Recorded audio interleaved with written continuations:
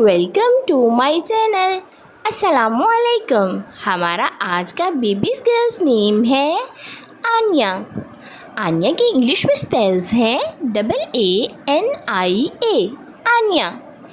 इस नेम का मज़हब है इस्लाम और इस नेम का जिन्स है लड़की। ये एक इस्लामिक नेम है और लड़कियों के लिए रखा जाता है ये नाम। इस नेम के मायने हैं जानिब, सिम, ताल्लुक़ रखना।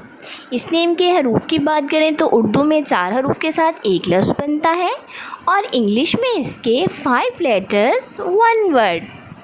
आन्या।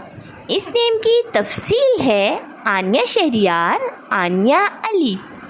आप भी अपने नाम का मायने जानने के लिए कमेंट्स में अपना नाम लिखें और मायने जानिए। एंड अपने नाम की स्पेशल वीडियो बनवाने के लिए भी आप मेरे कमेंट बॉक्स में अपना नाम कमेंट कर सकते हैं। And please subscribe my channel, like, comment and share. Okay dears, फिर मिलेंगे न्यू नेम न्यू वीडियो के साथ। अपना ख्याल रखिएगा, दुआओं में याद रखिएगा। अल्लाह हाफिज़।